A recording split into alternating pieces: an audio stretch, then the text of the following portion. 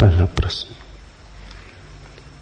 ध्यान और साक्षित्व में क्या संबंध है? उनसे चित्त वृत्तियां और अहंकार किस प्रकार विसर्जित होता है? पूर्ण निरअहंकार को उपलब्ध हुए बिना क्या समर्पण संभव है? गैरिक वस्त्र और माला ध्यान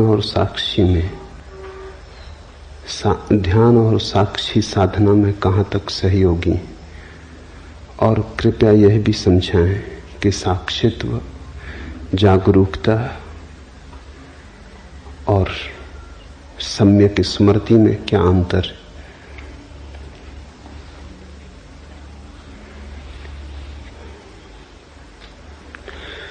मनुष्य के जीवन को हम 4 हिस्सों में बांट सकते हैं। सबसे पहली परिधि तो कर्म की है। करने का जगत है, सबसे बाहर। थोड़े भीतर चलें तो फिर विचार का जगत है, और थोड़े भीतर चलें तो फिर भाव का जगत है, भक्ति का, प्रेम का। और थोड़े भीतर चलें, केंद्र पर पहुंचे तो साक्षी का।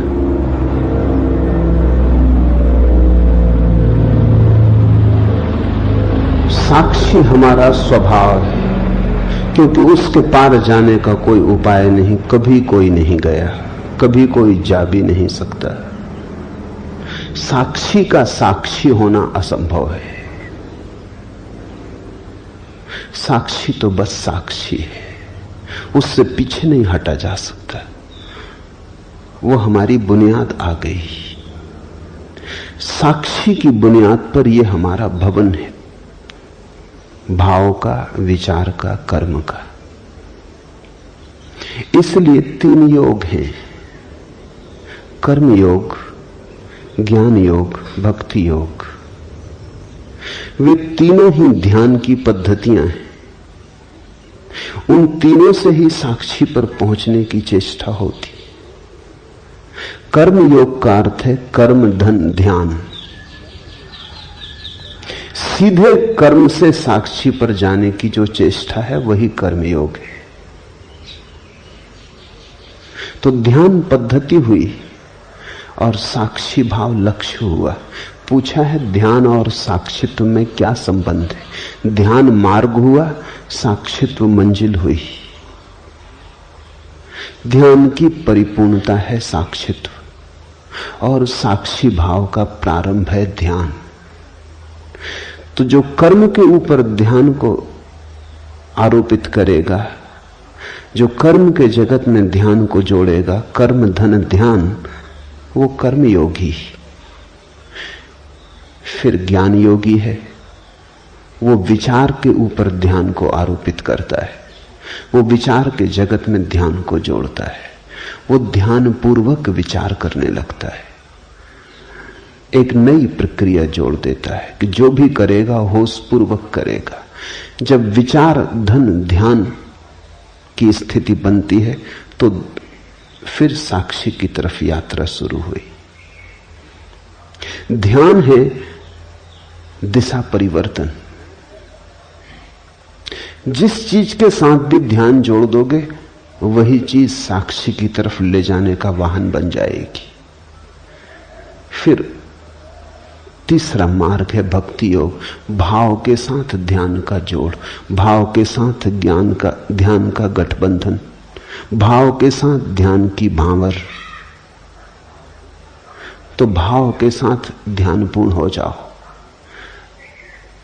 इन 3 मार्गों से व्यक्ति साक्षी की तरफ आ सकता है, लेकिन लाने वाली विधि ध्यान है।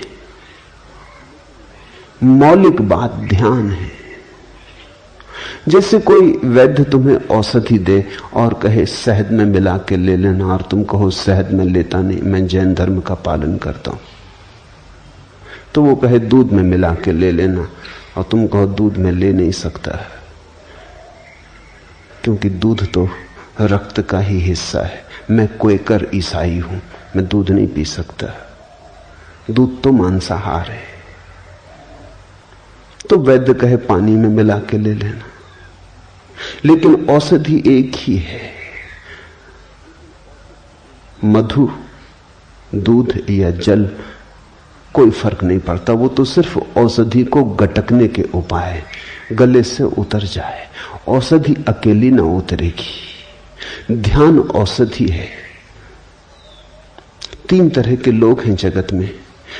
कुछ लोग हैं जो बिना कर्म के जी नहीं सकते, उनके सारे जीवन का प्रवाह कर्मठता का है। खाली बैठाओ, बैठ ना सकेंगे, कुछ ना कुछ करेंगे।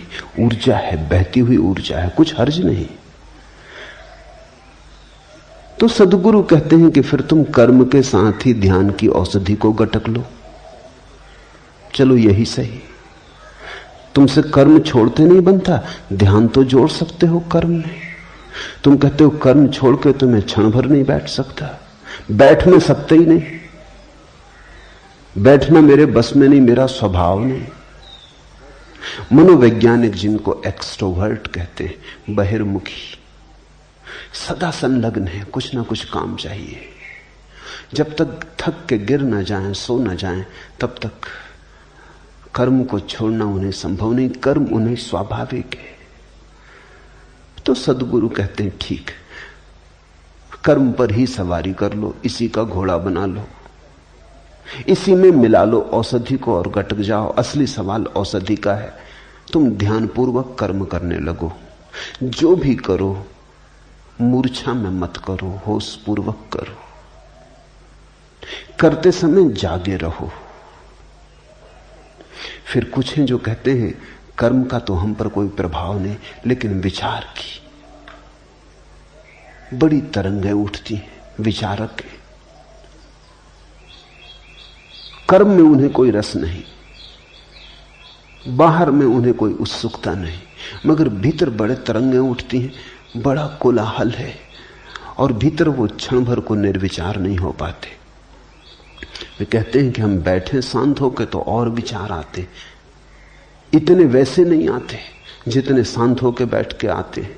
पूजा, प्रार्थना, ध्यान का नाम ही रखते हैं कि बस विचारों की बड़ी आक्रमण, सेनाओं पर सेनाएं चली आती हैं, डुबा लेती हैं।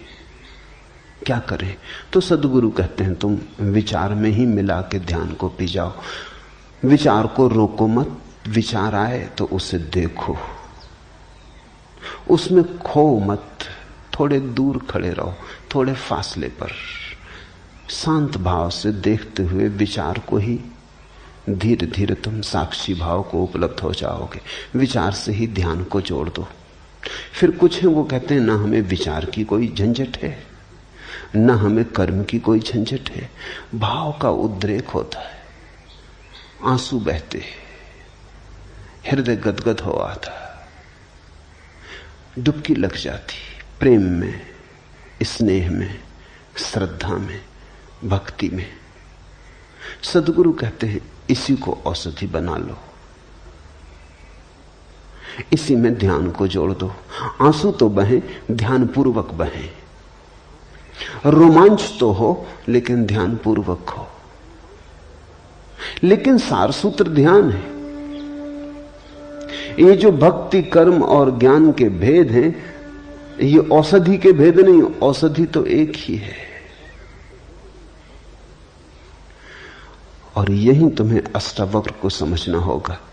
अष्टावक्र कहते हैं सीधे ही छलांग लगा जाओ, औषधि सीधी ही गटकी जा सकती। वो कहते हैं इन साधनों की भी जरूरत नहीं है। इसलिए अष्टावक्र न तो ज्ञान योगी हैं, न भक्ति योगी, न कर्म योगी। वो कहते हैं सीधे ही साक्षी में उतर जाओ, इन बहानों की कोई जरूरत नहीं। ये औषधि सीधी ही गटकी जा सकती है। छोड़ो बहाने, वाहन छोड़ो, सीधे ही दौड़ सकते हो, साक्षी सीधे ही हो सकते हो। इसलिए जहां तक अष्टावक्र का संबंध है, साक्षी और ध्यान में कोई फर्क नहीं। लेकिन जहां तक और पद्धतियों का संबंध है, साक्षी और ध्यान में फर्क है। ध्यान है विधि, साक्षी है मंजिल। अष्टावक्र के लिए तो मार्ग और मंजिल एक है, इसलिए तो वो कहते हैं अभी हो जाओ आनंदित। जिसकी मंजिल और मार्ग अलग है वो कभी नहीं कह सकता अभी हो जाओ। वो कहेगा चलो, लंबी यात्रा है, चढ़ो, तब पहुंचोगे पहाड़ पर। अष्टावक्र कहते हैं आंख खोलो, पहाड़ पर बैठे हो, कहां जाना, कैसा जाना। इसलिए अष्टावक्र के सूत्र तो अति क्रांतिकारी है। न तो ज्ञान, न भक्ति, न कर्म, तीनों ही इस ऊंचाई पर नहीं पहुंचते। शुद्ध साक्षी की बात है। ऐसा समझो कि दवाई गटकनी तक नहीं है, समझ लेना काफी है, बोध मात्र काफी है, सहारे की कोई जरूरत ही नहीं है, तुम वहां हो ही। लेकिन ऐसा होता है कि कुछ लोग असमर्थ हैं इस बात को मानने में। एक सूफी कहानी है। एक फकीर सत्य को खोजने निकला। अपने ही गांव के बाहर जो पहला ही संतों से मिला, एक वृक्ष के नीचे बैठे, उससे उसने पूछा कि मैं सद्गुरु को खोजने निकला हूं, आप बताएंगे कि सद्गुरु के लक्षण क्या हैं? उस फकीर ने लक्षण बता दिए। लक्षण बड़े सरल थे। उसने कहा ऐसे ऐसे वृक्ष के नीचे बैठा मिले, इस आसन में बैठा हो, ऐसी ऐसी मुद्रा हो, बस समझ लेना कि यही सद्गुरु है। चला खोजने। साधक कहते हैं 30 साल बीत गए, सारी पृथ्वी पे चक्कर मार चुका, बहुत जगह गया लेकिन सद्गुरु न मिला। बहुत मिले मगर कोई सद्गुरु न था। थका मांदा अपने गांव वापस लौटा। लौट रहा था तो हैरान हो गया, भरोसा ना आया। वो बूढ़ा बैठा था उसी वृक्ष के नीचे। अब उसको दिखाई पड़ा कि ये तो वृक्ष वही है जो इस बूढ़े ने कहा था, ऐसे ऐसे वृक्ष के नीचे बैठा हो, और ये आसन भी वही लगाया है, लेकिन ये आसन तो 30 साल पहले भी लगाया था। क्या मैं अंधा था? इसके चेहरे पे भाव भी वही, मुद्रा भी वही। वो उसके चरणों में गिर पड़ा, कहा कि आपने पहले ही मुझे क्यों ना कहा? 30 साल मुझे भटकाया क्यों? ये क्यों ना कहा कि मैं ही सद्गुरु? उस बूढ़े ने कहा मैंने तो कहा था, लेकिन तुम तब सुनने को तैयार न थे। तुम बिना भटके घर भी नहीं आ सकते। अपने घर आने के लिए भी तुम्हें 1000 घरों पर दस्तक मारनी पड़ेगी, तभी तुम आओगे। कह तो दिया था मैंने, सब बता दिया था कि ऐसे ऐसे वृक्ष की, यही वृक्ष की व्याख्या कर रहा था, यही मुद्रा में बैठा था, लेकिन तुम भागे भागे थे, तुम ठीक से सुन ना सके, तुम जल्दी में थे, तुम कहीं खोजने जा रहे थे। खोज बड़ी महत्वपूर्ण थी, सत्य महत्वपूर्ण नहीं था तुम्हें, लेकिन आ गए तुम। मैं थका जा रहा था, तुम्हारे लिए बैठा बैठा इसी मुद्रा में। 30 साल तुम तो भटक रहे थे, मेरी तो सोचो। इसी झाड़ के नीचे बैठा कि किसी दिन तुम आओगे तो कहीं ऐसा ना हो कि तब तक मैं विदा हो जाऊं। तुम्हारे लिए रुका था, आ गए तुम। 30 साल तुम्हें भटकना पड़ा अपने कारण। सद्गुरु मौजूद था। बहुत बार जीवन में ऐसा होता है, जो पास है वो दिखाई नहीं पड़ता, जो दूर है वो आकर्षक मालूम होता है, दूर के ढोल सुहावने मालूम होते हैं।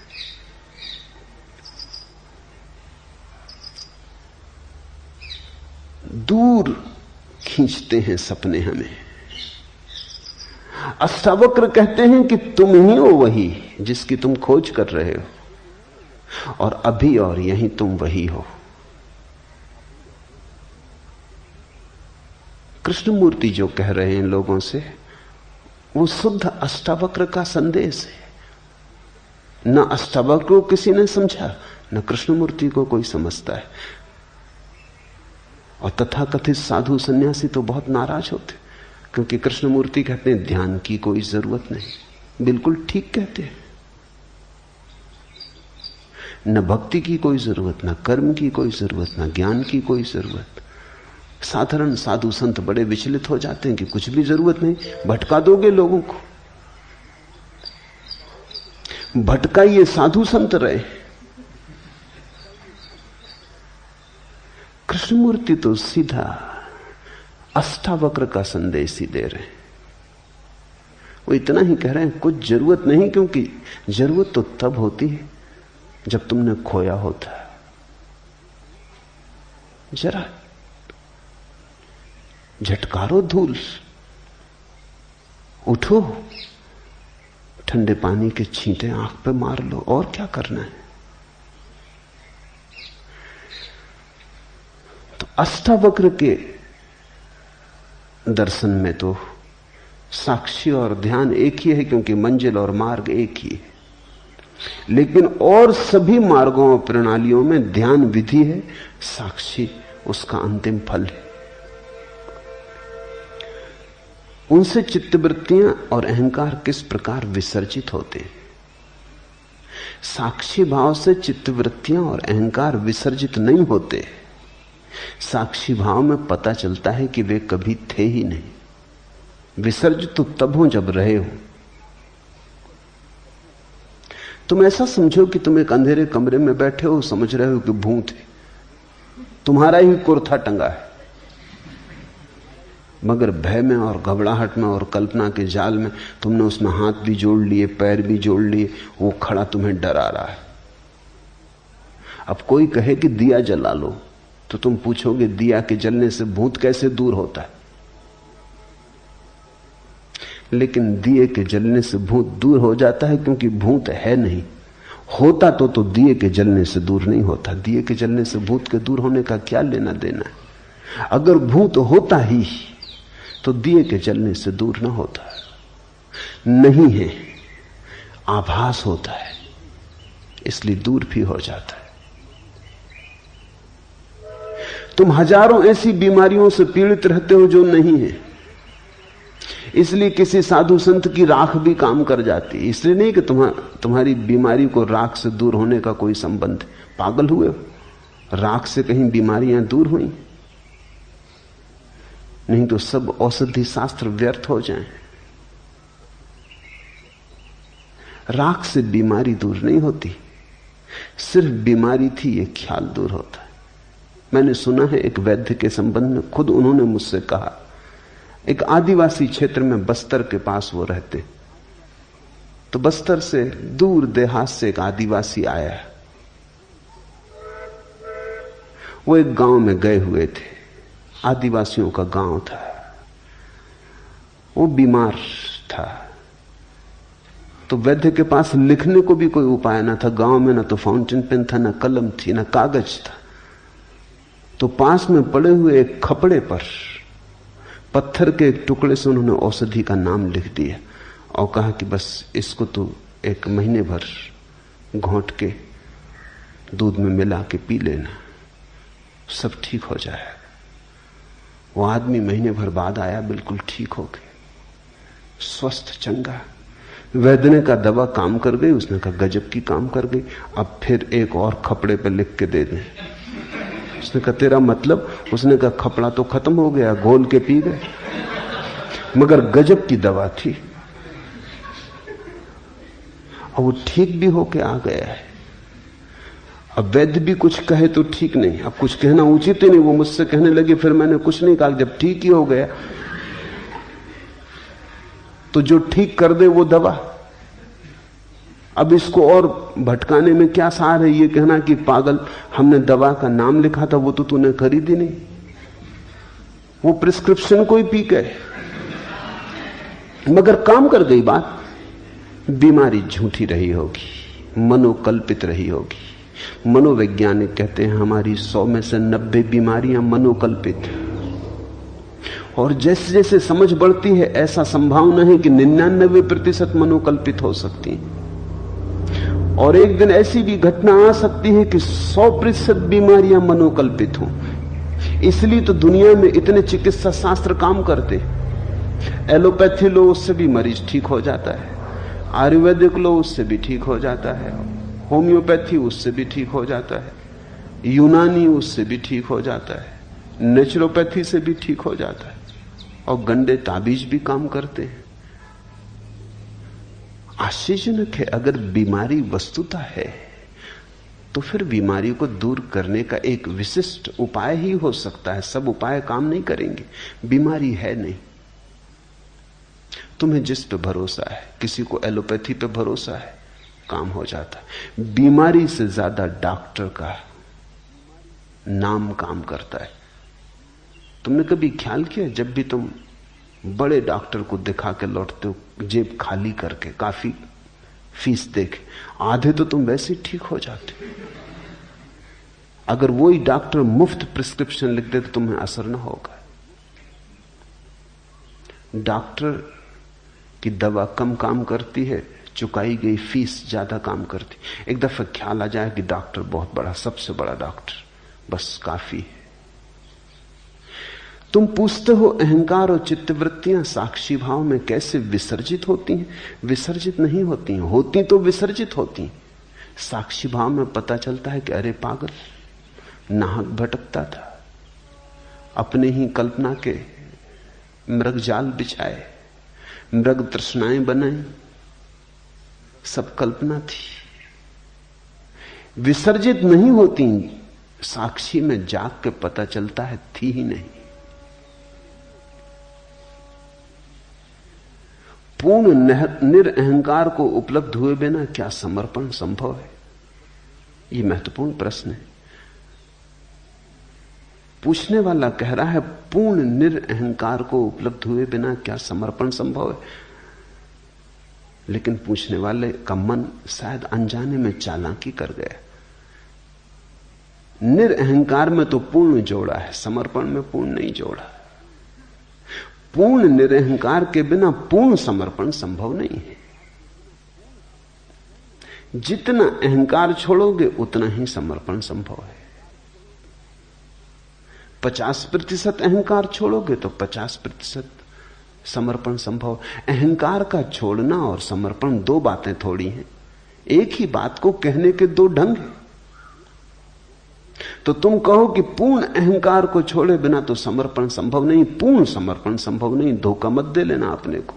तो सोचो कि समर्पण की क्या जरूरत जब पूर्ण अहंकार छूटेगा, और वो तो कब छूटेगा, कैसे छूटेगा? जितना अहंकार छूटेगा उतना समर्पण संभव है। अब पूर्ण की प्रतीक्षा मत करो, जितना बने उतना करो। उतना कर लोगे तो और आगे कदम उठाने की सुविधा हो जाएगी। जैसे कोई आदमी अंधेरी रात में यात्रा पर जाता है, हाथ में उसके छोटी सी कंदील है, 4 कदम तक रोशनी पड़ती है। वो आदमी कहे कि इससे तो 10 मील की यात्रा कैसे हो सकती? 4 कदम तक रोशनी पड़ती, 10 मील तक अंधेरा है, भटक जाएंगे। तो हम उससे कहेंगे तुम घबराओ मत, 4 कदम चलो। जब तुम 4 कदम चल चुके होगे, रोशनी 4 कदम आगे बढ़ने लगेगी। कोई 10 मील तक रोशनी की थोड़ी जरूरत है, तब तुम चलोगे। 4 कदम काफी है। तो जितना अहंकार रत्ती भर छूटता है, रत्ती भर छोड़ो। रत्ती भर छोड़ने पर फिर रत्ती छोड़ने की संभावना आ जाएगी। 4 कदम चले, फिर 4 कदम तक रोशनी पड़ने लगी। ऐसी तरकीब खोज के मत बैठ जाना कि जब पूर्ण अहंकार छूटेगा तब समर्पण करेंगे, फिर तुम कभी ना करोगे। तुमने बड़ी कुशलता से बचाव कर लिया। उतना ही समर्पण होगा, यह बात सच है, जितना अहंकार छूटेगा। तो जितना छूटता हो उतना तो कर लो। जितना कमा सको समर्पण उतना तो कमा लो।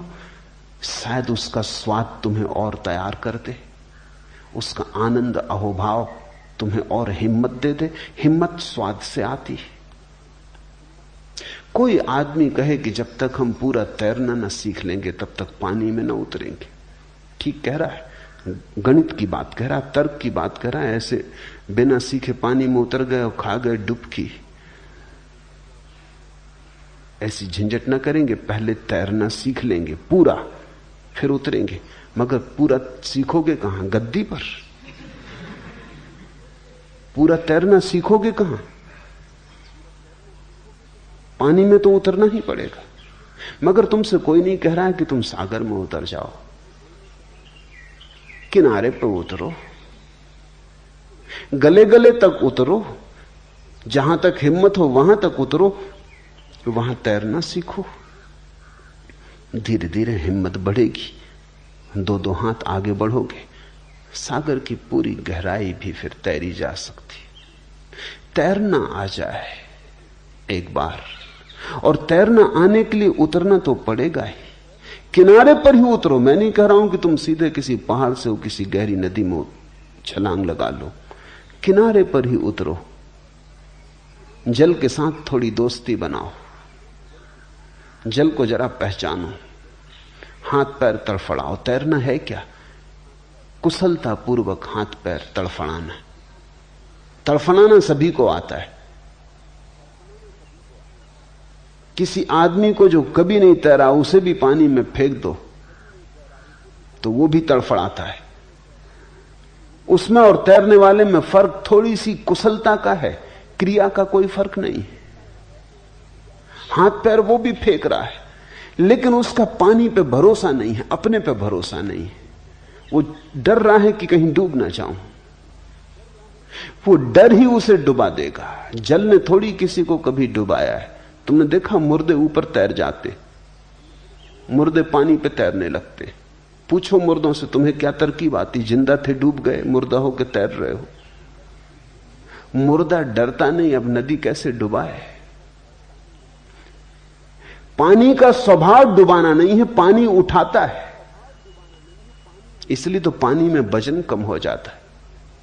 तुम पानी में अपने से वजनी आदमी को उठा ले सकते हो, बड़ी चट्टान उठा ले सकते हो पानी में।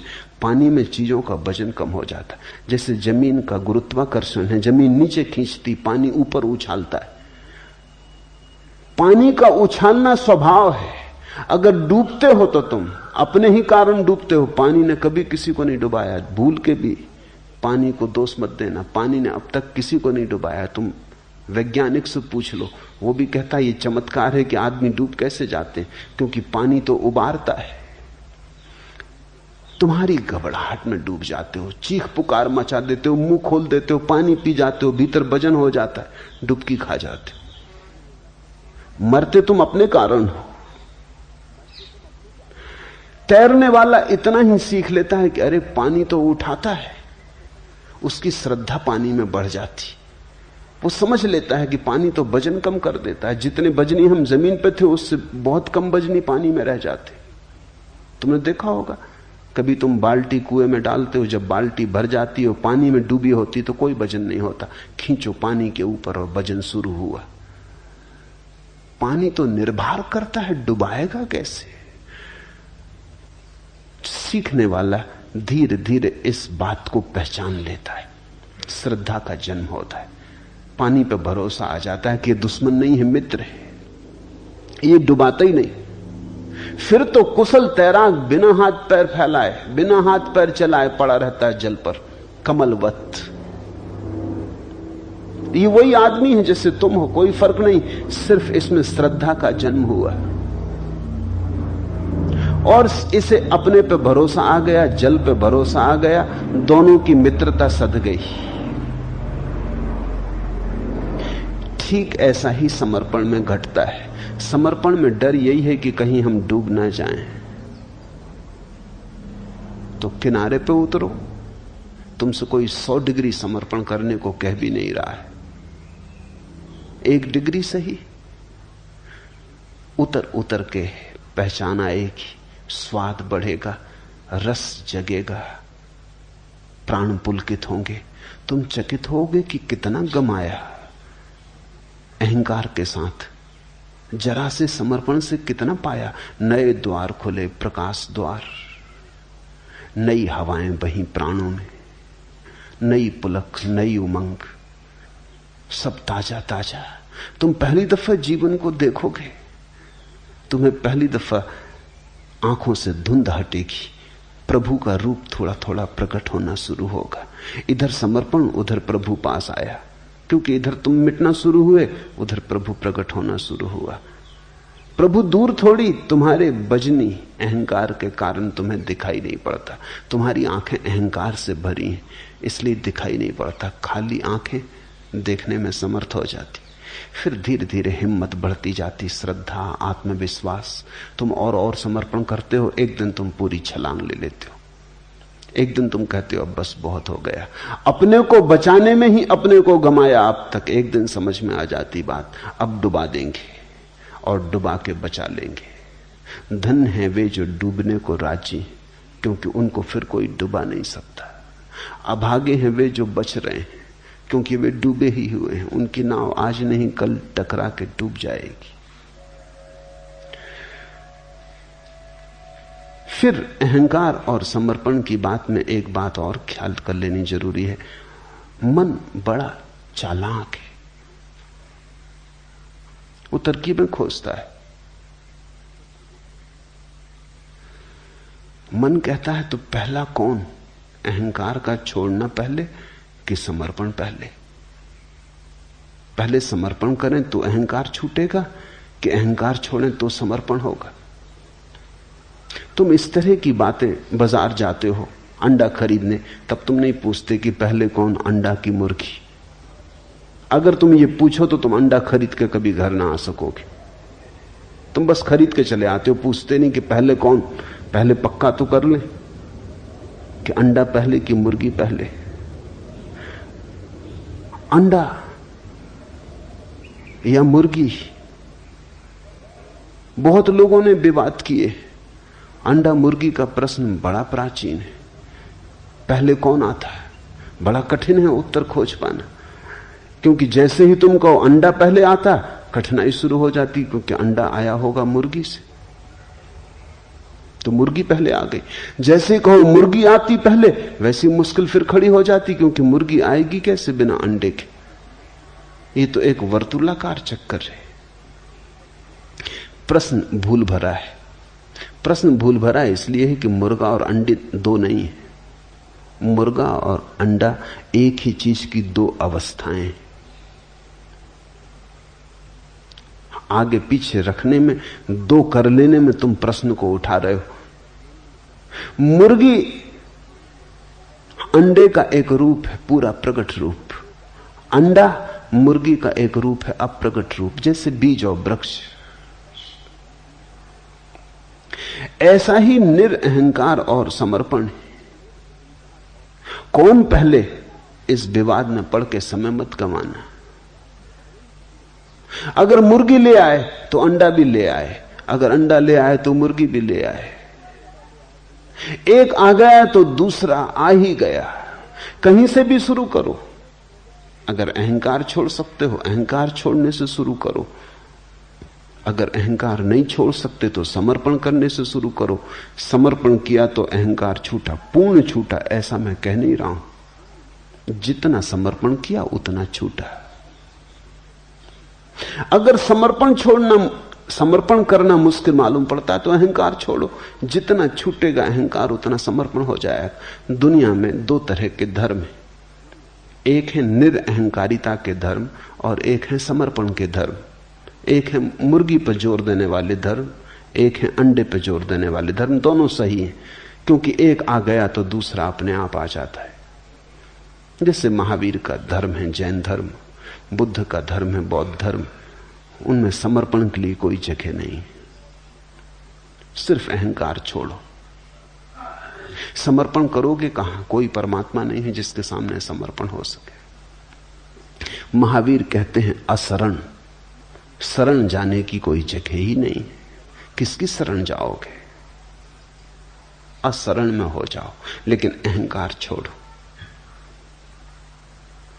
हिंदू हैं, मुसलमान हैं, ईसाई हैं, वे धर्म समर्पण के धर्म है। वे अहंकार छोड़ने की उतनी बात नहीं कहते। वे कहते हैं परमात्मा पे समर्पण करो। कोई चरण खोज लो, कोई चरण जहां तुम अपने सिर को झुका सको। अहंकार अपने से चला जाएगा। दोनों सही है, क्योंकि दोनों घटनाएं एक ही सिक्के के दो पहलू हैं। तुम सिक्के का सीधा हिस्सा घर ले आओ कि उल्टा हिस्सा घर ले आओ, इससे क्या फर्क पड़ता है? सिक्का घर आ जाएगा। दोनों ही एक सिक्के के पहलू हैं, पर कहीं से शुरू करना पड़ेगा। बैठ के सिर्फ गणित मत बिठाते रहना। गैरिक वस्त्र और माला ध्यान और साक्षी साधना में कहां तक सहयोगी है? चाहो तो हर चीज सहयोगी है। चाहो तो छोटी छोटी चीजों से रास्ता बना ले सकते हो। कहते हैं राम ने जब पुल बनाया लंका को जोड़ने को, जब सागर सेतु बनाया, तो गिलहरियां छोटी छोटी रेत के कण और कंकड़ ले आईं। उनका भी हाथ हुआ, उन्होंने भी सेतु को बनने में सहायता दी। बड़े बड़ी चट्टाने वाले लाने वाले लोग भी थे, छोटी छोटी गिलहरियां भी थीं, जो उनसे बन सका उन्होंने किया। कपड़े के बदल लेने से बहुत आशा मत करना, क्योंकि कपड़े के बदल लेने से अगर सब बदलता होता तो बात बड़ी आसान हो जाती। माला के गले में डाल लेने से ही मत समझ लेना कि बहुत कुछ हो जाएगा, क्रांति घट जाएगी। इतनी सस्ती क्रांति नहीं है। लेकिन इससे यह भी मत सोच लेना कि यह गिलहरी का उपाय, इससे क्या होगा। राम ने गिलहरियों को भी धन्यवाद दिया। ये छोटे छोटे उपाय भी कारगर हैं। कारगर इस तरह है, अचानक तुम अपने गांव वापस जाओगे गैरिक वस्त्रों में, सारा गांव चौंक के तुम्हें देखेगा। तुम उस गांव में फिर ठीक उसी तरह से न बैठ पाओगे जिस तरह पहले बैठते थे। तुम उस गांव में उसी तरह से छिप न जाओगे जैसे पहले छिप जाते थे। तुम उस गांव में एक पृथकता लेकर आ गए। हर एक पूछेगा क्या हुआ है, हर एक तुम्हें याद दिलाएगा कि कुछ हुआ है, हर एक तुमसे प्रश्न करेगा, हर एक तुम्हारी स्मृति को जगाएगा, हर एक तुम्हें मौका देगा पुनः पुनः स्मरण का साक्षी बनने का। एक मित्र ने सन्यास लिया, सन्यास लेते वक्त वो रोने लगे, सरल व्यक्ति, और कहा कि बस एक अड़चन है, मुझे शराब पीने की आदत है। और आप जरूर कहेंगे कि छोड़ो। मैंने कहा मैं किसी को कुछ छोड़ने को कहते ही नहीं। पीते हो ध्यानपूर्वक पियो।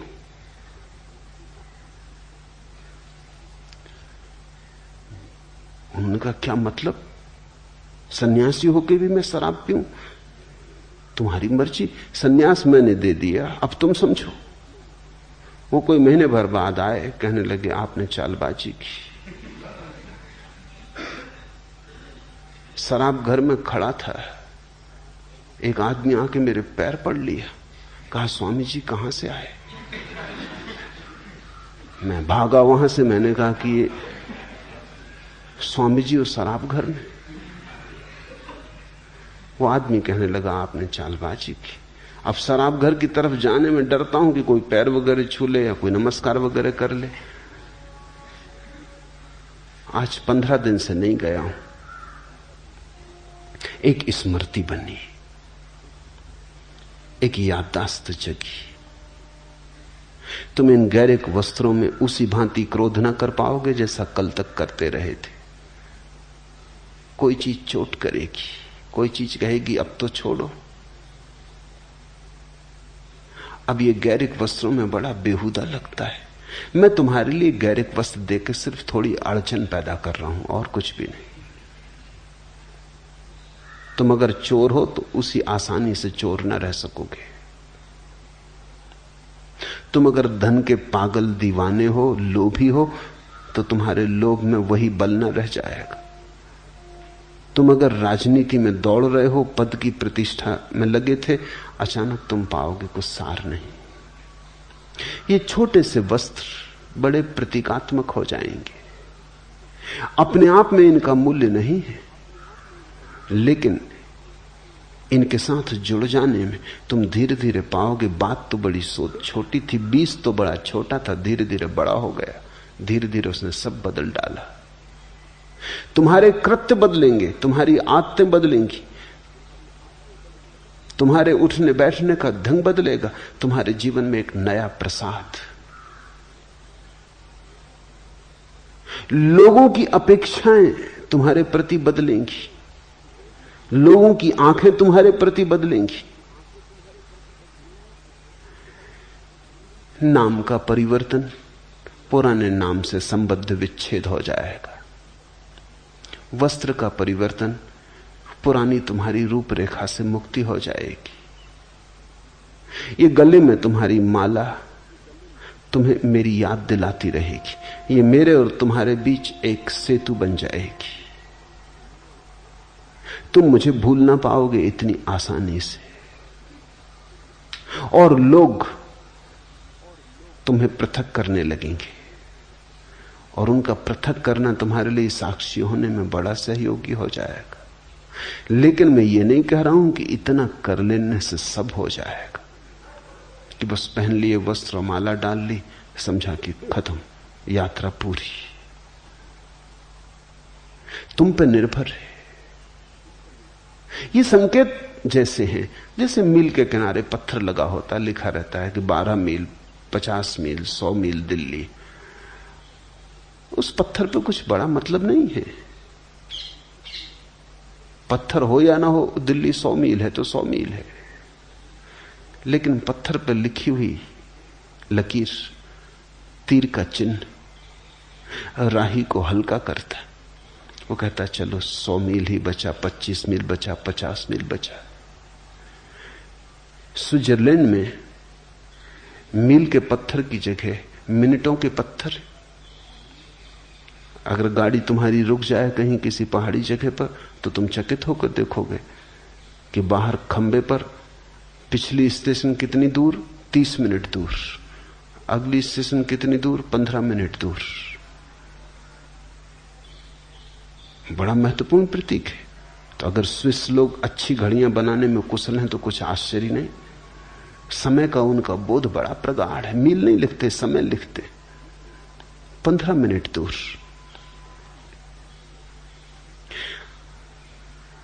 खबर मिलती है कि समय का बोध प्रगाढ़ है इस जाति का। तुम गैरिक वस्त्र पहने हो, कुछ खबर मिलती तुम्हारे बाबत। हर चीज खबर देती। कैसे तुम बैठते हो, कैसे तुम उठते हो, कैसे तुम देखते हो, हर चीज खबर देती। सैनिकों को हम ढीले वस्त्र नहीं पहनाते, दुनिया में कोई जाति नहीं पहनाती। पहनाएगी तो हार खाएगी। सैनिक को ढीले वस्त्र पहनाना खतरनाक सिद्ध हो सकता है। सैनिक को हम चुस्त वस्त्र पहनाते, इतने चुस्त वस्त्र जिनमें वो हमेशा अड़चन अनुभव करता है और इच्छा होती कि कब इनके बाहर कूद के निकल जाए। चुस्त वस्त्र झगड़ेलू आदत पैदा करते। चुस्त वस्त्र में बैठा आदमी लड़ने को तत्पर रहता है। ढीले वस्त्र का आदमी थोड़ा विश्राम में होता है। सिर्फ सम्राट ढीले वस्त्र पहनते थे, या सन्यासी या फकीर। तुमने कभी देखा कि ढीले वस्त्र पहन के अगर तुम सीढ़ियां चढ़ो तो तुम एक एक सीढ़ी चढ़ोगे। चुस्त वस्त्र पहन के चढ़ो, दो दो एक साथ चढ़ जाओगे। चुस्त वस्त्र पहने हो तो तुम क्रोध से भरे हो। कोई जरा सी बात कहेगा और बेचैनी खड़ी हो जाएगी। ढीले वस्त्र पहने हो तुम थोड़े विश्राम में रहोगे। छोटी छोटी चीजें फर्क लाती। जीवन छोटी छोटी चीजों से बनता है। गिलहरियों के द्वारा लाए गए छोटे छोटे कंकर पत्थर जीवन के सेतु को निर्मित करते। क्या तुम खाते हो, क्या तुम पहनते हो, कैसे उठते बैठते हो, सबका अंतिम परिणाम है। सबका जोड़ हो तुम। अब एक आदमी चला जा रहा है, चमकीले भड़कीले रंगीले वस्त्र पहने, तो कुछ खबर देता है। एक स्त्री चली जा रही है, बेहुदे अश्लील शरीर को उभारने वाले वस्त्र पहने, कुछ खबर देती। एक आदमी ने सीधे सादे वस्त्र पहने, ढीले विश्राम से भरे, कुछ खबर मिलती उस आदमी के संबंध। मनोवैज्ञानिक कहते हैं अगर तुम एक आदमी को आधा घंटा तक चुपचाप देखते रहो, कैसे वस्त्र पहने, कैसा उठता, कैसा बैठता, कैसा देखता, तो तुम उस आदमी के संबंध में इतनी बातें जान लोगे कि तुम भरोसा ना कर सकोगे। हमारी हर गतिविधि, हर भाव भंगिमा हमारी है। भाव भंगिमा के बदलने से हम बदलते हैं, हमारे बदलने से भाव भंगिमा बदलती। तो ये तो केवल प्रतीक है, ये तुम्हें साथ देंगे, ये तुम्हारे लिए इशारे बने रहेंगे, ये तुम्हें जागरूक रखने के लिए थोड़ा सा सहारा है।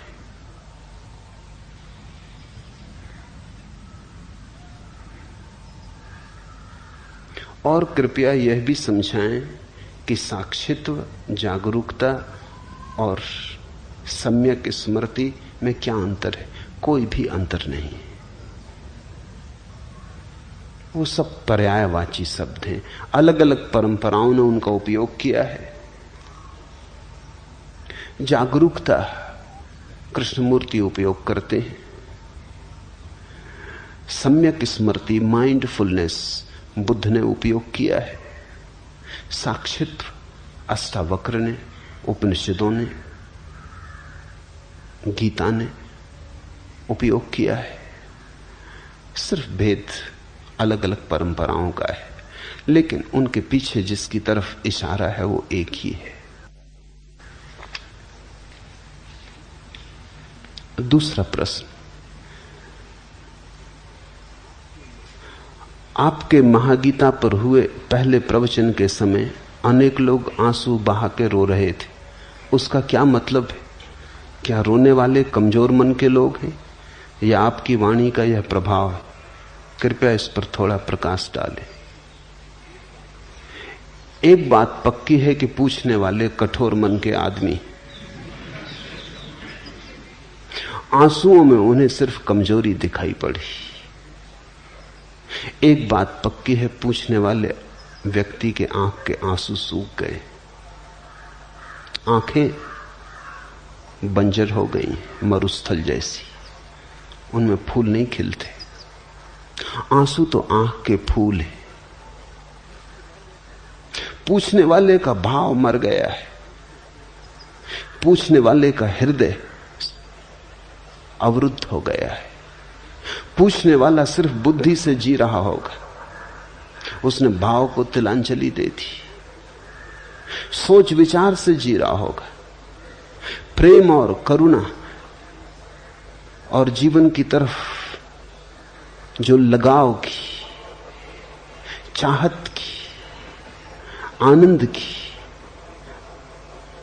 संभावना है, उसे इंकार कर दिया होगा। कोई रसधार नहीं बहती होगी, सूखा साखा मरुस्थल जैसा मन हो गया होगा। इसलिए पहली बात यह ख्याल में आई कि जो लोग रोते हैं कमजोर मन के होंगे। किसने कहा तुम्हें कि रोना कमजोरी का लक्षण? मीरा खूब रोई, चैतन्य की आंखों से झरझर आंसू बहे। नहीं, कमजोरी के लक्षण नहीं, भाव के लक्षण है, भाव की शक्ति के लक्षण। और ध्यान रखना, भाव विचार से गहरी बात है। मैंने कहा पहले कर्म की रेखा, फिर विचार की रेखा, फिर भाव की रेखा, फिर साक्षी का केंद्र। भाव साक्षी के निकटतम है, भक्ति भगवान के निकटतम है, कर्म बहुत दूर है, वहां से यात्रा बड़ी लंबी है, विचार भी काफी दूर है, वहां से भी यात्रा काफी लंबी है, भक्ति बिल्कुल पास है। ख्याल रखना, आंसू जरूरी रूप से दुख के कारण नहीं होते। हालांकि लोग एक ही तरह के आंसुओं से परिचित हैं जो दुख के होते। करुणा में भी आंसू बहते, आनंद में भी आंसू बहते, अहोभाव में भी आंसू बहते हैं, कृतज्ञता में भी आंसू बहते हैं। आंसू तो सिर्फ प्रतीक हैं कि कोई ऐसी घटना भीतर घट रही है जिसको संभालना मुश्किल है। दुख या सुख, कोई ऐसी घटना भीतर घट रही है जो इतनी ज्यादा है कि ऊपर से बहने लगी। फिर वो दुख हो, इतना ज्यादा दुख हो कि भीतर संभालना मुश्किल हो जाए तो आंसुओं से बहेगा। आंसू निकास है। या आनंद घना हो जाए तो आनंद भी आंसुओं से बहेगा। आंसू निकास है। आंसू जरूरी रूप से दुख या सुख से जुड़े नहीं है, अतिरेक से जुड़े हैं। जिस चीज का भी अतिरेक हो जाएगा आंसू उसी को लेकर बहने लगेंगे। तो जो रोए उनके भीतर कुछ अतिरेक हुआ होगा, उनके हृदय पे कोई चोट पड़ी होगी, उन्होंने कोई मर्मर सुना होगा अज्ञात का। दूर अज्ञात की किरण ने उनके हृदय को स्पर्श किया होगा। उनके अंधेरे में कुछ उतरा होगा, कोई तीर उनके हृदय को पीड़ा और आह्लाद से भर गया। रोक ना पाए वो अपने आंसू।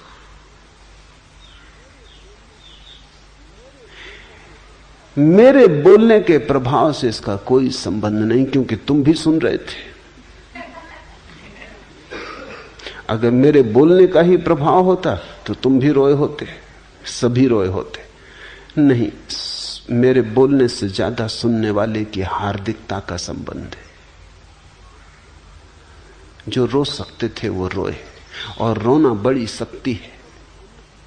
एक बहुत अनूठी दिशा को मनुष्य जाति ने खो दिया है, विशेषकर मनुष्यों ने खो दिया, पुरुषों ने। स्त्रियों ने थोड़ा बचा रखा है। स्त्रियां धन्यभागी हैं।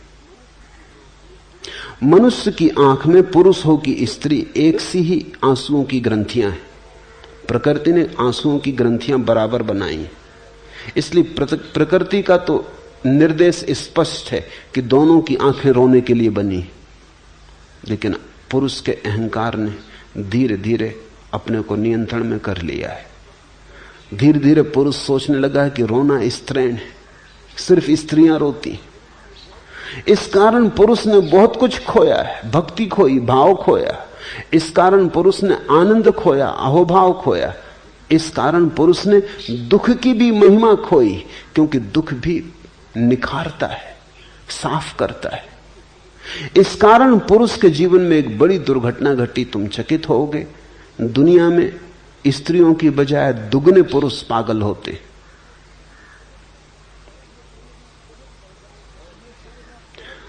और यह संख्या बहुत बढ़ जाए अगर युद्ध बंद हो जाए, क्योंकि युद्ध में पुरुषों का पागलपन काफी निकल जाता है, बड़ी मात्रा में निकल जाता है।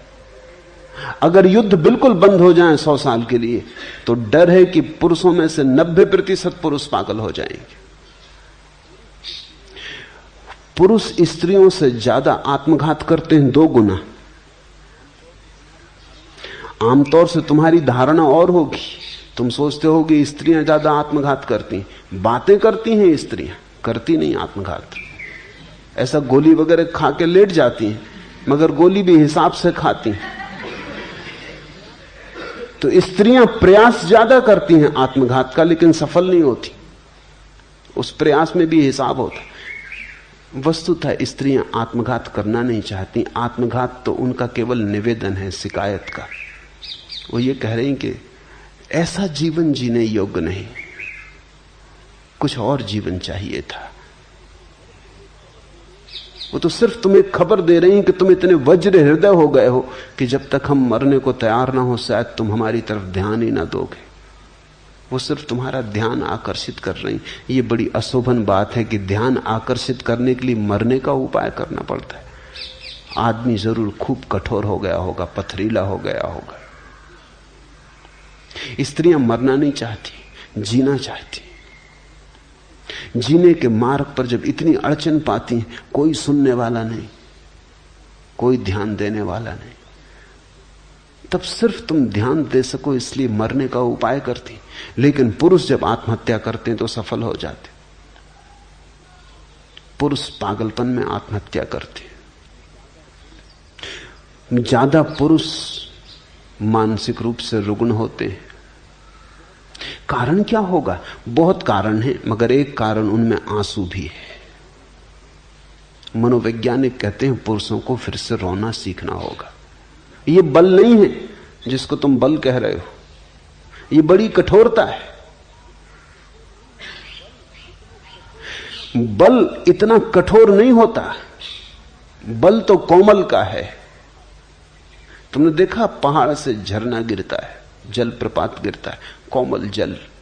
चट्टानें बड़ी सख्त, चट्टानें जरूर सोचती होंगी हम मजबूत हैं, ये जलधार कमजोर है, लेकिन अंततः जलधार जीत जाती, चट्टान रेत होकर बह जाती।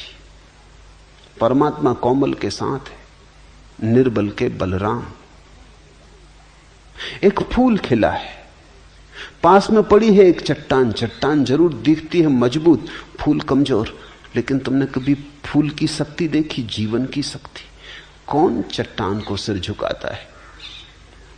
तुम पत्थर को लेकर तो भगवान के चरणों में चढ़ाने नहीं जाते, तुम चट्टान सोच के कि बड़ी मजबूत है, चलो अपनी प्रेसी को भेंट कर दें, ऐसा तो नहीं करते। फूल तोड़ के ले जाते हो, फूल का बल है, फूल की गरिमा है, उसकी कोमलता उसका बल है, उसका खिलाव उसका बल है, उसका संगीत, उसकी सुगंध उसका बल है, उसकी निर्बलता में उसका बल है। सुबह खिला है, सांझ मुरझा जाएगा, यही उसका बल है। लेकिन खिला है, चट्टान कभी नहीं खिलती, बस है। चट्टान मुर्दा है, फूल जीवंत है, मरेगा क्योंकि जिया है। चट्टान कभी नहीं मरती क्योंकि मरी ही है। कोमल बनो, आंसुओं को फिर से पुकारो, तुम्हारी आंखों को गीत और कविता से भरने दो, अन्यथा तुम वंचित रहोगे बहुत सी बातों से। फिर तुम्हारा परमात्मा भी एक तर्क जाल रहेगा, हृदय की अनुभूति नहीं, एक सिद्धांत मात्र रहेगा, एक सत्य का स्वाद और सत्य की प्रतीति नहीं। जो आंसू बहाकर रोए वे सौभाग्यशाली, वे बलशाली। उन्होंने फिक्र न की कि तुम क्या कहोगे। उनको भी फिक्र तो लगती है कि लोग क्या कहेंगे। जब कोई आदमी जार जार रोने लगता है तो उसे भी फिक्र लगती है कि लोग क्या कहेंगे। बल चाहिए रोने को कि फिक्र छोड़े कि लोग क्या कहेंगे। कहने दो, होंगे बदनाम तो हो लेने दो, हमको जी खोल के रो लेने दो। जब कोई आदमी रोता है, छोटे बच्चे की तरह बिसूरता है, तो थोड़ा सोचो उसका बल। तुम सबकी फिक्र नहीं की उसने ये फिक्र नहीं की कि लोग क्या कहेंगे कि मैं यूनिवर्सिटी में प्रोफेसर हूं और रो रहा हूं। कोई विद्यार्थी देख ले कि मैं इतना बड़ा दुकानदार और रो रहा हूं, कोई ग्राहक देख ले कि मैं इतना बलशाली पति और रो रहा हूं और पत्नी पास बैठी, घर जाके झंझट खड़ी होगी। कि मैं बाप हूं और रो रहा हूं और बेटा देख ले, छोटे बच्चे देख ले, संभाल लो अपने को। अहंकार संभाले रखता है, ये निरअहंकार रोया। अहंकार अपने को सदा नियंत्रण में रखता है, निरअहंकार बहता है, उसमें बहाव है। जे सुलगे ते बुझी गए, बुझे ते सुलगे नाई, रहीमन दाहे प्रेम के बुझ बुझ के सुलगाई। अंगारे जलते हैं, जे सुलगे ते बुझी गए, लेकिन एक घड़ी आती बुझ जाते, फिर तुम दोबारा उन्हें नहीं जला सकते। राख को किसी ने कभी दोबारा अंगारा बनाने में सफलता पाई? जे सुलगे ते बुझी गए, बुझे ते सुलगे नाही, फिर एक दफा बुझ के वो कभी नहीं सुलगते। रहीमन दाहे प्रेम के, लेकिन जिनके हृदय में प्रेम का तीर लगा उनका क्या कहना। रहीम, रहीमन दाहे प्रेम के बुझ बुझ के सुलगाएं। बार बार जलते, बार बार बुझते, फिर सुलग जाते। प्रेम की अग्नि शाश्वत है, सनातन है। जिन्होंने मुझे प्रेम से सुना वो रो पाएंगे, जिन्होंने मुझे सिर्फ बुद्धि से सुना वो कुछ निष्कर्ष ज्ञान लेके जाएंगे, वो राख लेके जाएंगे, प्रेम का अंगारा नहीं। वो ऐसी राख लेके जाएंगे जो फिर कभी नहीं सुलगेगी, याद रखना। वो बुझ गई, वो तो मैंने तुमसे जब कही तभी बुझ गई। अगर तुमने बुद्धि में ली तो राख, अगर तुमने हृदय में ली तो अंगारा। इसलिए प्रेम का अंगारा जिनके भीतर पैदा हो जाएगा वो तो फिर जलेगा, फिर बुझेगा, फिर जलेगा। वो तो तुम्हें खूब तड़फाएगा, वो तो तुम्हें निखारेगा, वो तो तुम्हारे जीवन में सारा रूपांतरण ले आएगा। दिल खोल के अगर तुम रो सके तो अंगारा हृदय में पहुंच गया इसकी खबर थी। अगर न रो सके तो बुद्धि तक पहुंचा। थोड़ी राख इकट्ठी हो जाएगी, तुम थोड़े जानकार हो जाओगे, तुम दूसरों को समझाने में थोड़े कुशल हो जाओगे, वाद विवाद तर्क करने में तुम थोड़े निपुण हो जाओगे। बाकी मूल बात चूक गई। जहां से अंगारा ला सकते थे वहां से सिर्फ राख लेके लौट आए। फिर तुम उस राख को चाहे विभूति कहो, कुछ फर्क नहीं पड़ता। राख राख है।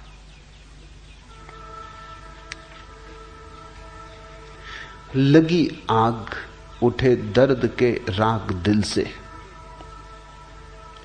तेरे गम में आतश बयां हो गए हम।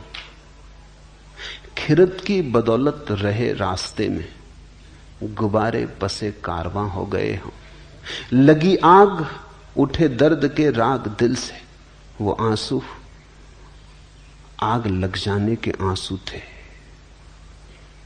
जब किसी को रोकते देखो उसके पास बैठ जाना। वो घड़ी सत्संग का है, वो घड़ी छोड़ने जैसी नहीं। तुम नहीं रो पा रहे तो कम से कम रोते हुए व्यक्ति के पास बैठ जाना, उसका हाथ हाथ में ले लेना। शायद बीमारी तुम्हें भी लग जाए। लगी आग उठे दर्द के राग दिल से, आग लग जाए। ये गैरिक वस्त्र आग के प्रतीक है, ये प्रेम की आग के प्रतीक है। तेरे गम में आतश बयां हो गए हम। और जब तुम्हारे भीतर हृदय में पीड़ा उठेगी, विरह का भाव उठेगा, तुम्हारी श्वास श्वास में जब अग्नि प्रकट होने लगेगी, आतश बयां। तेरे गम में आतश बयां हो गए हम। खिरत की बदौलत रहे रास्ते में, बुद्धि की बदौलत तो रास्ते में भटकते रहे। खिरत की बदौलत रहे रास्ते में, गुब्बारे पसे कारवां हो गए हम। और बुद्धि के कारण धीरे धीरे हमारी हालत ऐसी हो गई जैसे कारवां गुजरता है, उसके पीछे धूल उड़ती रहती। हम धूल हो गए। धूल के अतिरिक्त बुद्धि के हाथ में कभी कुछ लगा नहीं है। खिरत की बदौलत रहे रास्ते में, गुब्बारे पसे कारवां हो गए हम। जो दिल अपना रोशन हुआ कृष्ण मोहन, हदें मिट गई बेकरां हो गए हम। जो दिल अपना रोशन हुआ कृष्ण मोहन, अगर प्रेम में पड़ जाए चोट, हृदय पे लग जाए चोट, खिल जाए वहां आग का अंगारा। जो दिल अपना रोशन हुआ कृष्ण मोहन, हदें मिट गई बेकरां हो गए हम। उस घड़ी फिर सीमाएं टूट जाती, असीम हो जाते। आंसू असीम की तरफ तुम्हारा पहला कदम है। आंसू इस बात की खबर है कि तुम पिघले, तुम्हारी सख्त सीमाएं थोड़ी पिघली, तुम थोड़े नरम हुए, तुम थोड़े गर्म हुए, तुमने ठंडी बुद्धि थोड़ी छोड़ी, थोड़ी आग जली, थोड़ा ताप पैदा हुआ। ये आंसू ठंडे नहीं है, ये आंसू बड़े गर्म है। और ये आंसू तुम्हारे पिघलने की खबर लाते हैं। जैसे बर्फ पिघलती है, ऐसे जब तुम्हारी भीतर की अस्मिता पिघलने लगती तो आंसू बहते हैं। कतीले हवस थे तो आतश नफस थे, मोहब्बत हुई बेजुबां हो गए हम। जब बुद्धि से भरे थे, वासनाओं से भरे थे, विचारों से भरे थे तो लाख बातें की। जवान बड़ी तेज थी। कतीले हवस थे तो आतश नफस थे, मोहब्बत हुई बेजुबां हो गए हम। वे आंसू बेजुबान अवस्था की सूचनाएं। जब कुछ ऐसी घटना घटती है कि कहने का उपाय नहीं रह जाता तो न रो तो क्या करो। जब जवान कहने में असमर्थ हो जाए तो आंखें आंसुओं से कहती। जब बुद्धि कहने में असमर्थ हो जाए तो कोई नाच के कहता है। मीरा नाची, कुछ ऐसा हुआ कि कहने को शब्द न मिले। पद घुंघरू बांध मीरा नाची रे, रोई, जार जार रोई। कुछ ऐसा हो गया कि शब्दों में कहना संभव न रहा। शब्द बड़े संकीर्ण मालूम हुए। आंसू ही कह सकते थे, आंसुओं से ही कहा। नहीं, इस तरह के भाव मन में मत लेना कि वो लोग कमजोर हैं, वे लोग शक्तिशाली हैं। उनकी शक्ति कोमलता की है, उनकी शक्ति संघर्ष की और हिंसा की नहीं है, उनकी शक्ति हार्दिकता की है। क्योंकि अगर तुमने सोचा कि ये लोग कमजोर हैं तो फिर तुम कभी भी ना रोओगे। इसलिए तुमसे बार बार जोर दे के कह रहा हूं, उनको कमजोर मत समझना, उनसे ईर्ष्या करो। बार बार सोचो कि क्या हुआ कि मैं नहीं रो पा रहा हूं।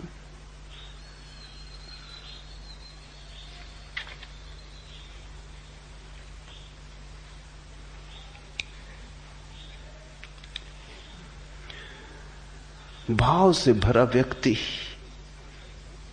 स्वयं के केंद्र के सर्वाधिक निकट है, और जितना ही भाव से भरा व्यक्ति स्वयं के निकट होता है उतनी ही ज्यादा पीड़ा को अनुभव करता है। तुम जितने घर से ज्यादा दूर हो उतने ही घर को भूलने की सुगमता है। जैसे जैसे घर करीब आने लगता है वैसे वैसे घर की याद भी आने लगती। तुम परमात्मा को भूल के बैठे हो, परमात्मा शब्द तुम्हारे कानों में पड़ता है लेकिन कोई हलचल नहीं होती। सुन लेते हो, एक शब्द मात्र है। परमात्मा शब्द मात्र नहीं है,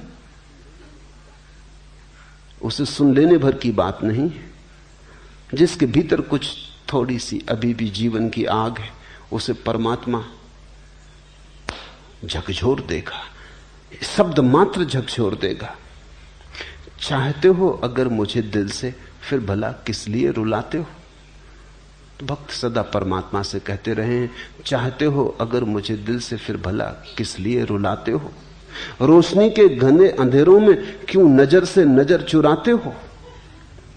पास आए न पास आकर भी पास मुझको नहीं बुलाते हो। किस लिए आसपास रहते हो, किस लिए आसपास आते हो। अगर तुमने मुझे ठीक से सुना तो तुम्हें परमात्मा बहुत बार बहुत पास मालूम पड़ेगा।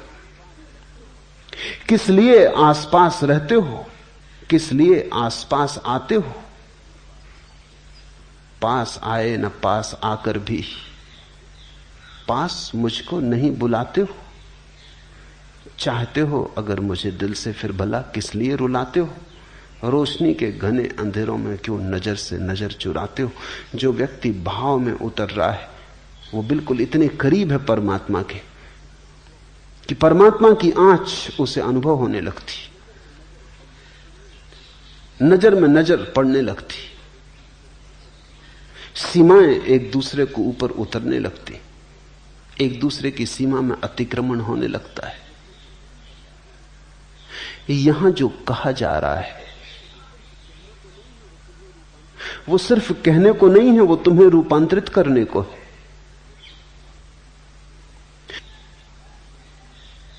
वो तुम्हें संपूर्ण रूप से जड़ मूल से बदल देने की बात है।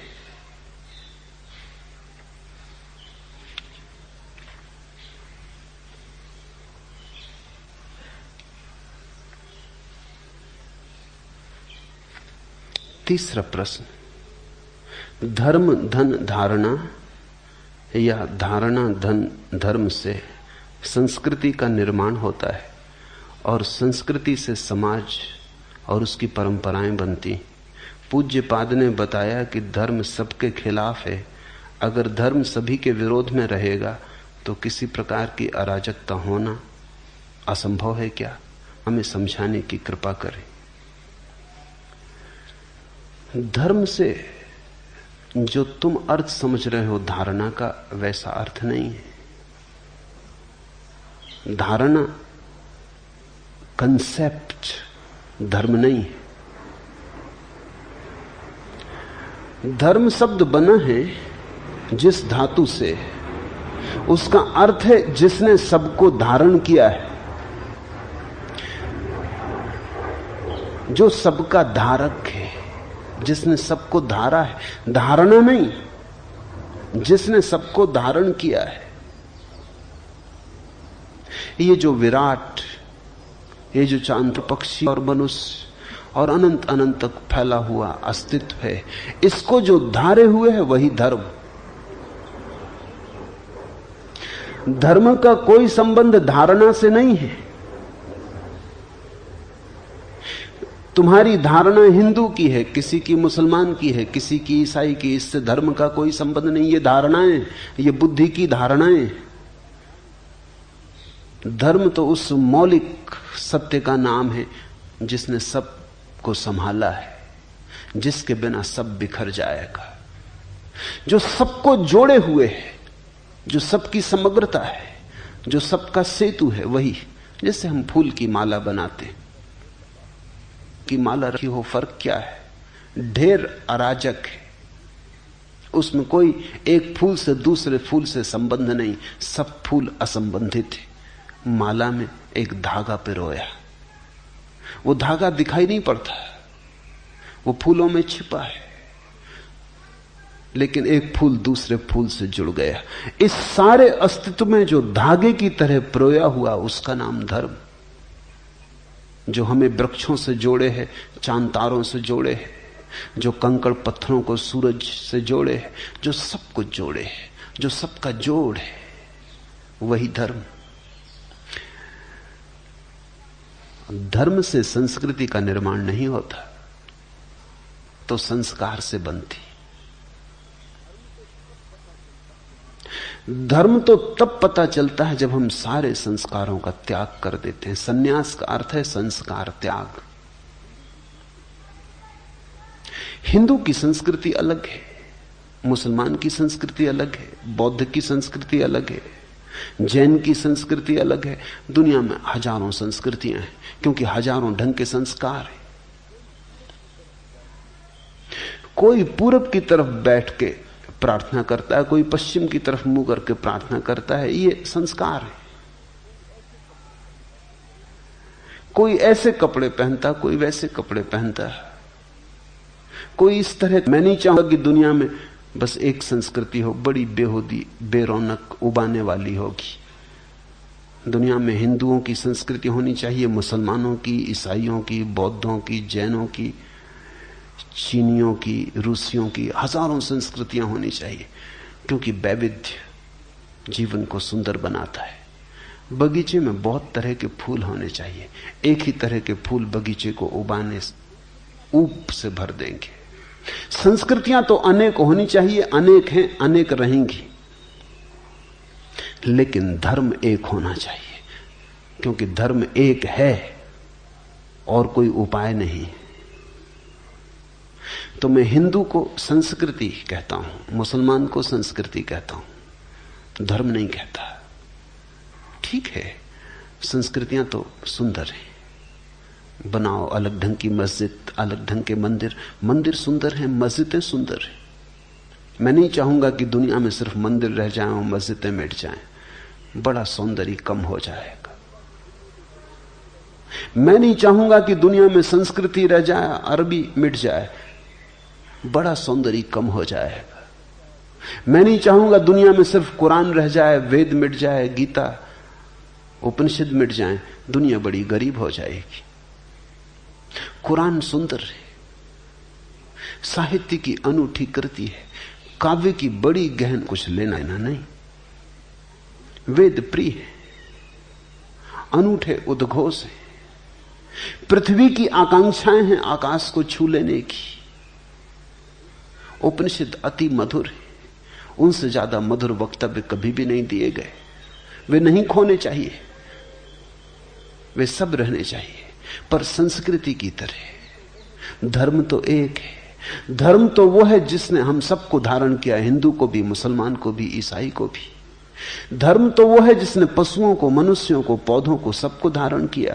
जो पौधों में हरे धार की तरह बह रहा है, जो मनुष्यों में रक्त की धार की तरह बह रहा है, जो तुम्हारे भीतर श्वास की तरह चल रहा है, जो तुम्हारे संस्कृति का पर्याय मत समझना। धर्म से संस्कृति का कोई लेना देना नहीं। इसलिए तो रूस की संस्कृति हो सकती, वहां कोई धर्म नहीं। चीन की संस्कृति है, वहां अब कोई धर्म नहीं। नास्तिक की संस्कृति हो सकती है, आस्तिक की हो सकती है। धर्म से संस्कृति का कोई लेना देना नहीं। धर्म तो तुम्हारे रहने सहने से कुछ वास्ता नहीं रखता। धर्म तो तुम्हारे होने से वास्ता रखता है। धर्म तो तुम्हारा शुद्ध स्वरूप है, स्वभाव है। संस्कृति तो तुम्हारे बाहर के आवरण, आचरण, व्यवहार, इन सब चीजों से संबंध रखती। कैसे उठना, कैसे बोलना, क्या कहना, कोई परंपरा नहीं बनती। धर्म परंपरा नहीं, धर्म तो सनातन शाश्वत सत्य है। परंपराएं तो आदमी बनाता है, धर्म तो है। परंपराएं आदमी से निर्मित है, आदमी के द्वारा बनाई गई। धर्म आदमी से पूर्व है, धर्म के द्वारा आदमी बनाया गया है। इस फर्क को ख्याल में ले लेना। इसलिए परंपरा को भूल के भी धर्म मत समझना। और धार्मिक व्यक्ति कभी पारंपरिक नहीं होता, ट्रेडिशनल नहीं होता। इसलिए तो जीसस को सूली देनी पड़ी, मंसूर को मार डालना पड़ा, सुकरात को जहर देना पड़ा, क्योंकि धार्मिक व्यक्ति कभी भी परंपरागत नहीं होता। सनातन शाश्वत का कोई उद्घोष करता है तो परंपरा से बंधे लीक लकीर के फकीर बहुत घबरा जाते, उनको बहुत बेचैनी होने लगती। वो कहते हैं इससे तो अराजकता हो जाएगी। अराजकता अभी है। जिसको तुम कहते हो व्यवस्था, अराजकता, वो क्या खाक व्यवस्था है। सारा जीवन कलह से भरा है, सारा जीवन न मालूम कितने अपराधों से भरा है, और सारा जीवन दुख से भरा है। फिर भी तुम घबराते हो अराजकता हो जाएगी। तुम्हारे जीवन में क्या है सिवाय नरक के? कौन सी बांसुरी बजती है तुम्हारे जीवन में? राख ही राख का ढेर है, फिर भी कहते हो अराजकता हो जाएगी। धार्मिक व्यक्ति विद्रोही तो होता है, अराजक नहीं। इसे समझना। धार्मिक व्यक्ति ही वस्तुतः राजक व्यक्ति होता है, क्योंकि उसने संबंध जोड़ लिया अनंत से, उसने जीवन के परम मूल से संबंध जोड़ लिया। अराजक तो कैसे होगा? हां, तुमसे संबंध टूट गया, तुम्हारी ढांचे व्यवस्था से वो थोड़ा बाहर हो गया। उसने परम से नाता जोड़ लिया, उसने उधार से नाता तोड़ दिया, उसने नगद से नाता जोड़ लिया, उसने बासे से नाता तोड़ दिया। कृति और सत्ता तो प्लास्टिक के फूलों जैसी है। धार्मिक व्यक्ति का जीवन वास्तविक फूलों जैसा है। प्लास्टिक के फूल फूल जैसे दिखाई पड़ते हैं, वस्तुतः फूल नहीं मालूम होते, बस दूर से दिखाई पड़ते। धोखा है। तुम अगर इसलिए सत्य बोलते हो क्योंकि तुम्हें संस्कार डाल दिया गया है सत्य बोलने का, तो तुम्हारा सत्य दो कौड़ी का है। तुम अगर इसलिए मांसाहार नहीं करते क्योंकि तुम जैन घर में पैदा हुए और संस्कार डाल दिया गया कि मांसाहार पाप है, इतना लंबा संस्कार डाला गया कि आज मांस को देख के तुम्हें मतली आने लगती, तो तुम ये मत सोचना कि तुम धार्मिक हो गए। ये केवल संस्कार है। ये व्यक्ति जो जैन घर में पैदा हुआ है और मांसाहार से घबराता है, इसे देख के मतली आती। देखने की तो बात, मांसाहार शब्द से इसे घबराहट होती।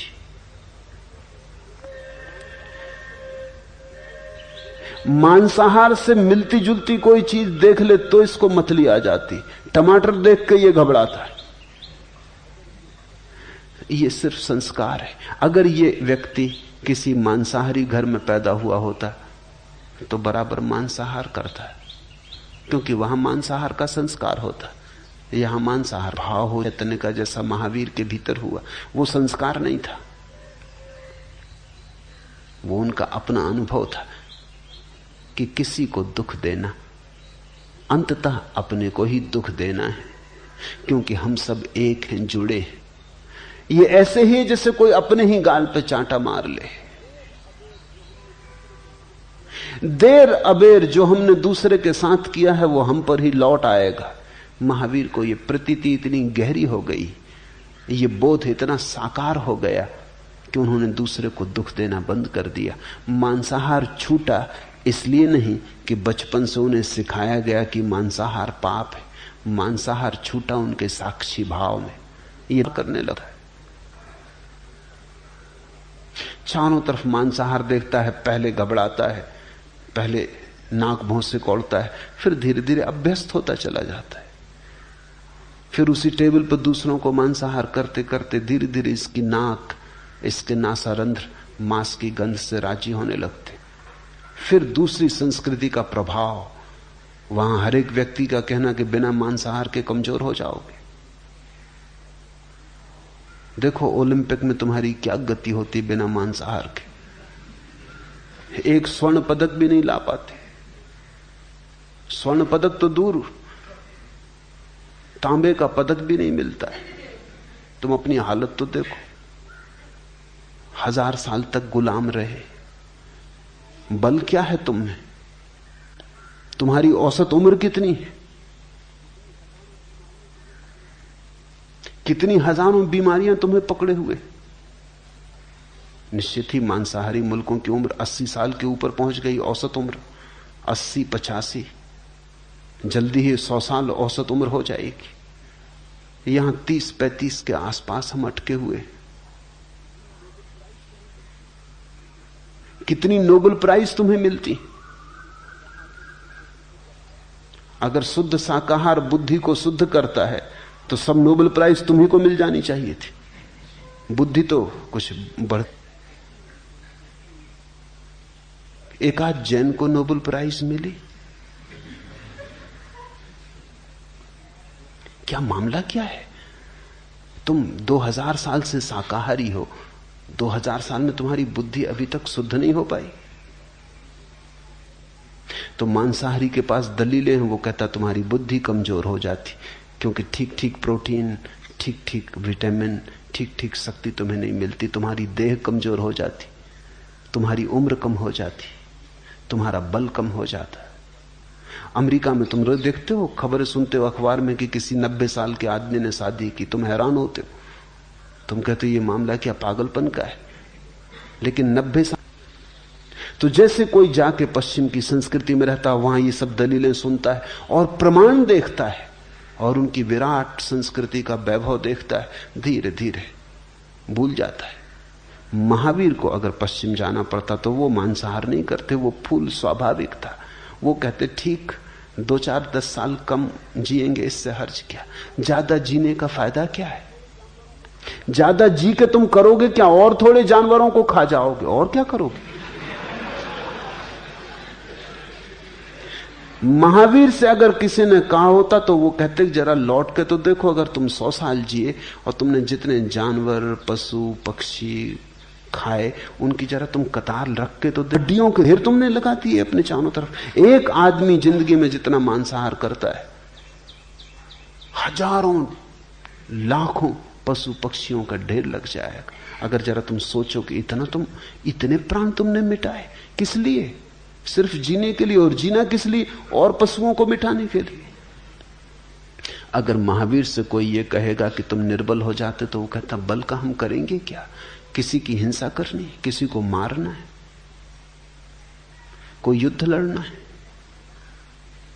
अगर महावीर को कोई कहता कि देखो तुम 1000 साल गुलाम रहे, तो महावीर कहते हैं 2 स्थितियां हैं, या तो मालिक बनो किसी के या गुलाम। महावीर कहेंगे मालिक बनने से गुलाम बन, चोर बनने से चोरी का शिकार बन जाना बेहतर। अगर महावीर को कोई कहता कि देखो तुम्हें नोबेल प्राइज नहीं मिलते, वो कहते नोबेल प्राइज का करेंगे क्या, ये खेल खिलौने हैं बच्चों को खेलने कूदने के लिए अच्छे, इनका करेंगे क्या? हम कुछ और ही पुरस्कार पाने चले। वो पुरस्कार सिर्फ परमात्मा से मिलता है और किसी से भी नहीं मिलता। वो पुरस्कार साक्षी के आनंद का है, वो सच्चिदानंद का है। नोबेल प्राइज तुम अपनी संभालो,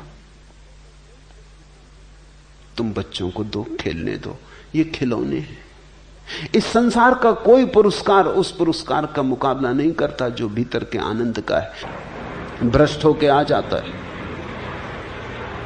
कारण वो भ्रष्ट था ही, भ्रष्ट होके आ गया ऐसा नहीं। कागजी फूल था, झूठी बात थी, संस्कार था। संस्कृति और धर्म में अंतर समझ लेना। धर्म तुम्हारा स्वानुभव है और संस्कृति दूसरों के द्वारा सिखाई गई बातें। लाख कोई कितने ही व्यवस्था से सिखा दे, दूसरे की सिखाई बात तुम्हें मुक्त नहीं करती, बंधन में डालती है। तो जब मैं कहता हूं धर्म बगावत है, विद्रोह है, तो मेरा अर्थ है बगावत परंपरा से, बगावत संस्कार से। बगावत आध्यात्मिक का अनुशासन दूसरे ढंग का है। वो भीतर से बाहर की तरफ आता है, वो किसी के द्वारा आरोपित नहीं है, वो स्वस्फूर्त है। वो ऐसा है जैसा झरना फूटता है भीतर की ऊर्जा से।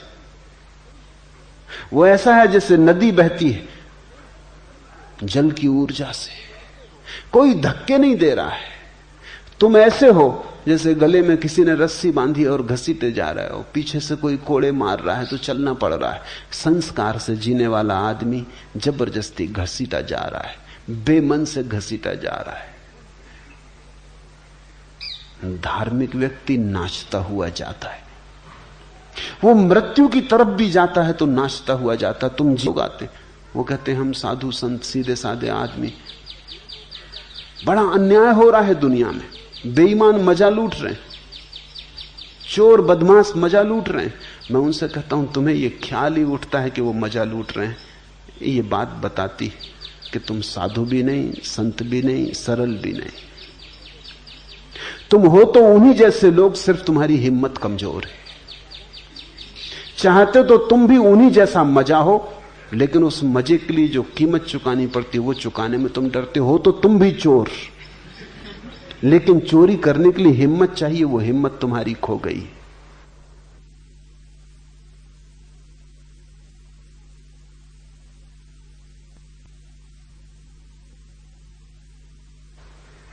चाहते तो तुम भी हो कि बेईमानी करके धन का अंबार लगा लें, लेकिन बेईमानी करने में कहीं फंस ना जाएं, पकड़े ना जाएं,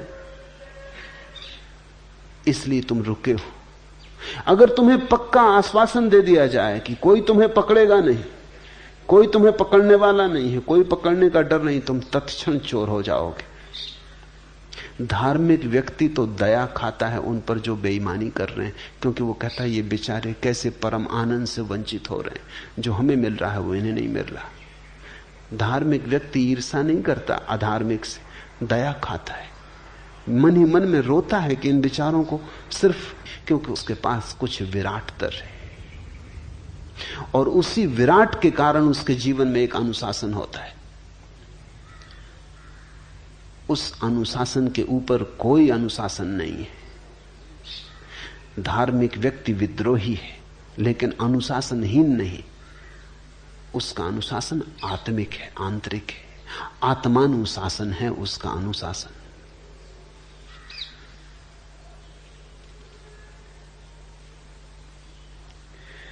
और जिसको तुम राजकता कहते हो, जिसको तुम व्यवस्था कहते हो, ये व्यवस्था ने दिया क्या है?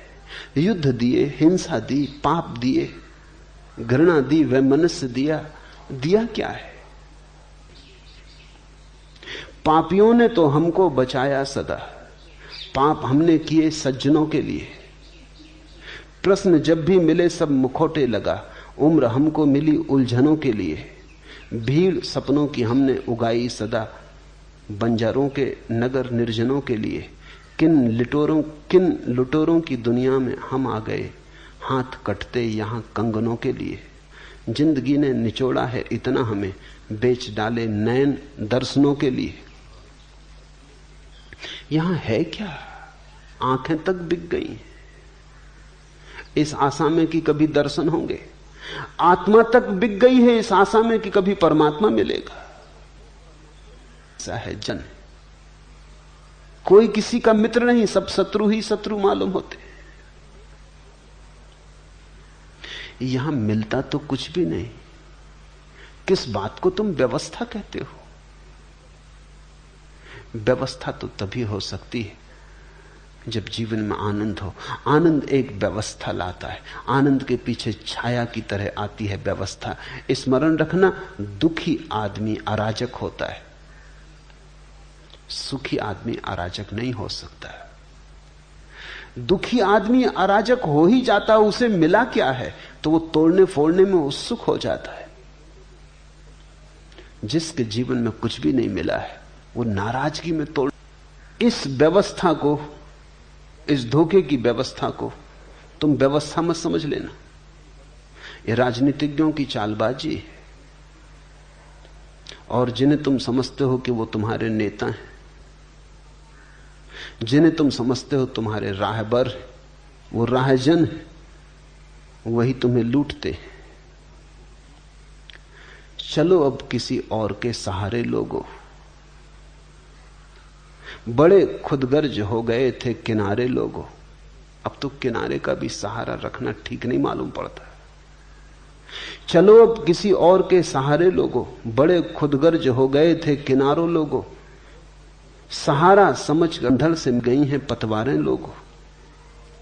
क्या गुजरेगी सफीने पे खबर नहीं, अंधड़ से मिल गई हैं पतवारें लोगो। हजारों बेबस आहें दफन हैं यहां, महज पत्थरों के ढेर नहीं हैं ये मजारें लोगों। यहां अंधड़ से मिल गई हैं पतवारें।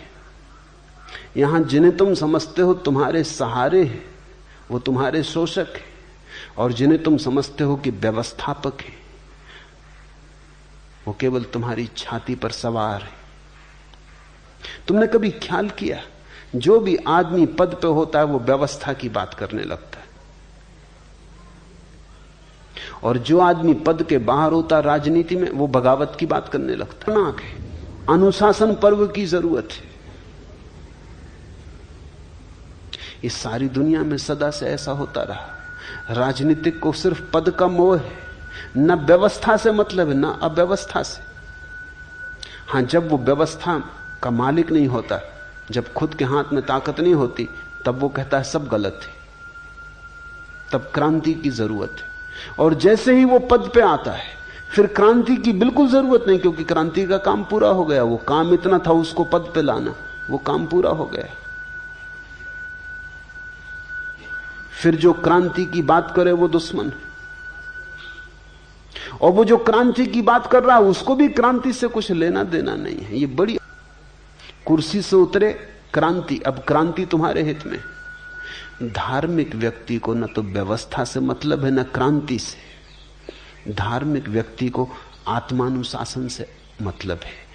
धार्मिक व्यक्ति चाहता है, बाहर के सहारे बहुत खोज लिए, कोई व्यवस्था नहीं आ सकी दुनिया में, अब जागो, अपना सहारा खोजो, अपनी ज्योति जलाओ।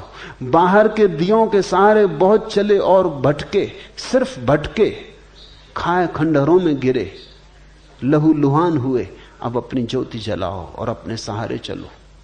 नहीं कोई बाहर तुम्हें व्यवस्था दे सकता है, अपनी व्यवस्था तुम स्वयं दो। तुम्हारा आज इतना ही। हरिओम तत्सत।